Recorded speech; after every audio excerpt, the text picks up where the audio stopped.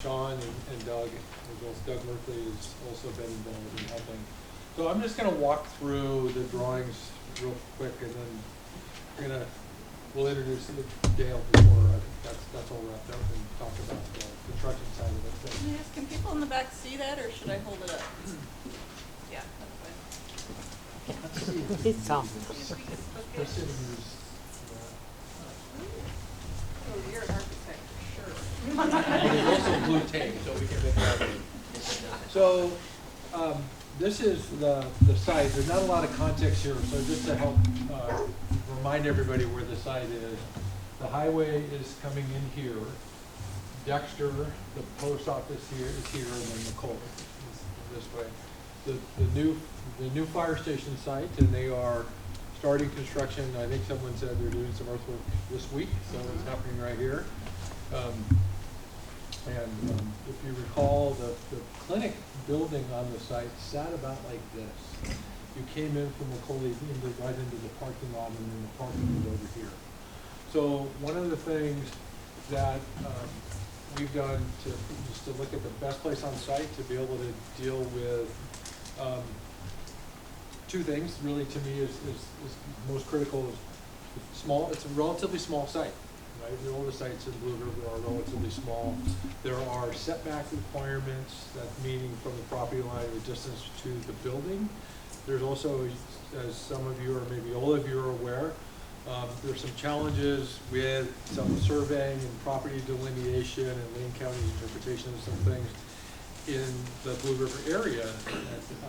Exactly where the point of the setbacks are along the streets is somewhat of an open question. So what felt like most important, we're backing up against a residential property that the house has been rebuilt and is here, and then the fire station, of course, is here. So we decided to anchor the building in this corner where we've got a 10-foot setback, a 10-foot setback, and then a much bigger setback along the highway and one across across Dexter. And that allows us, kind of anchored in that corner. I'll mention that, as you all are aware, the cost of construction is just very difficult to predict. It's very high, and you start off with an idea, and by the time you get into construction, you may not be able to build as much as you thought originally. And you got to be able to plan for that. You got to be able to think about the variabilities of construction, and so this building kind of, maybe expands a little bit, contracts a little bit as you go through the design process. So anchoring the building in that corner kind of allows us to let this building kind of grow a little bit as we're understanding costs.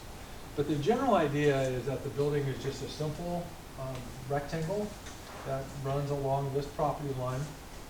By the way, north is about at a 45-ish from this site here, which confuses everybody. So we're just saying that's north when we talk about the north. So as we'll talk here, this is the north side, or the street side. So the building is basically just had a hallway down the middle and then rooms along the side. The front door is, there's a sidewalk that will come from Dexter, and then the lobby is here, reception, and waiting room. And this side of the building is the exam areas and restrooms and labs and things like that. And then office and more of the staff-oriented spaces are down in that end. And then we just simply have exits on both sides, so exiting works really well. The other thing I think really works with this site layout is it allows us to have a meeting room that can serve as a community room, a multi-purpose room, and be used beyond when the clinic's open. And can support the clinic during the day, but also be available for a variety of uses. So that's off in front. It's somewhat independent of the rest of the building, but still serves off the lobby. There's a restroom that's adjacent to this off the lobby. We have a break room here as well, with a sink, place to prepare foods, and that can support that multi-purpose room as well. So, and then the parking is, we wanted to find a way on this relatively small site to be able to support a flow through of patient drop off to the degree that was necessary or appropriate. And so basically aligning with the original driveway, you can come in, you can either go to the parking, or you can circle back out, and there's an area here where all of this area is at the same height as the sidewalk.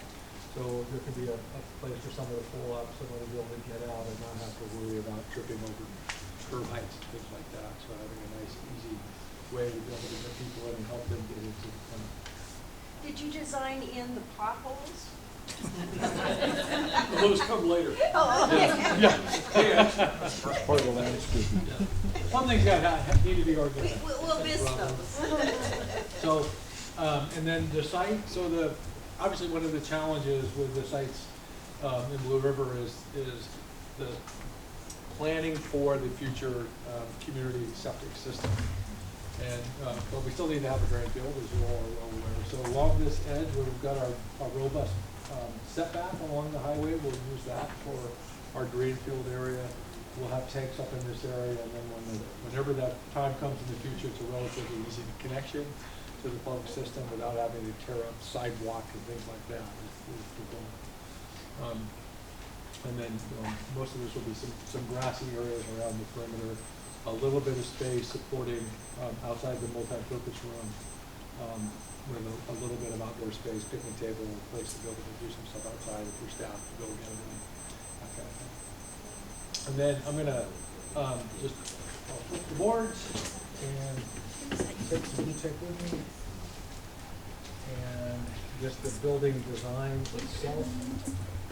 This building is about, as it's designed right now, is about 3,300 square feet. I think the building committee has worked through this, and the feeling is that the spaces shown are appropriate, the size are appropriate, the quantity of spaces. So that's a good sized clinic. And we're still working through costs to make sure that we can afford, the budget will support that size of the building. But it's also important for us to be thinking about materials and systems that are as economical as possible. I don't want to say cheap. We don't want the cheapest of anything. We want good value. So we want well-lasting, well-worn materials. But we want to be able to have building materials and systems that are, we can be competitive in the marketplace in terms of subcontractors and that kind of thing. So we want to use relatively common roofing and siding and windows and systems and things like that. So that's the basis of the design. So you're looking at the front from the street. So this main building has a simple gable roof. So a gable roof is one with just a ridge in the center, slope on both sides, that runs along this way. So you see that in the distance. You see the end of that here. And then over the community room is a roof that slopes up in one direction here.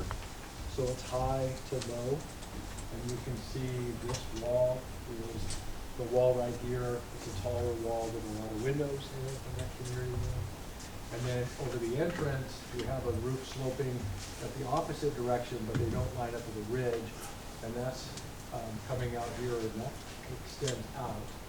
So you can see how that roof is extending out past the entrance. And it's coming out to the street, so it's kind of being a little bit, trying to be somewhat welcoming and inviting out to the street and give us a little bit of a presence along that street. And then a nice, generous amount of windows around the, at the meeting room to break up the scale, but also just to create a real nice environment inside. Most of the clinic spaces themselves, like these are some exam rooms and labs, have very few windows. So most of the walls are relatively modest in terms of the number of So, is this a good time for me to introduce our building process, and then we'll take questions on her? I have a question on the design, real quick. Are they planning to put x-ray machines or anything into this building? And if so, do you have doors that are big enough, wide enough to get bigger equipment in, or do you just have the regular pedestrian size door? the doors are, their doors are a standard entrance size door. Inside we have some larger doors, like into this procedure room. I mean, from the outside in, so you get equipment in and out. You know, we should look at getting, probably we should look here of putting in a double door. That might be a good thing. We have not done that, and that's a really good idea. Okay. Yeah, we gotta accommodate wheelchairs. Yeah. You know, we'll do at this, probably at this door, we'll do a power assist put the paddle on the wall and the door opens. And, you know, the spaces, you know, as a new building, we will design everything around the accessibility requirements. Should be relatively easy to maneuver, but I think that's a really good point. And we started talking with Curt early on, when we were working with Curt about a possible design build process. And I wanted to introduce, many of you already know Doug Merkley, who's in the back there, and he's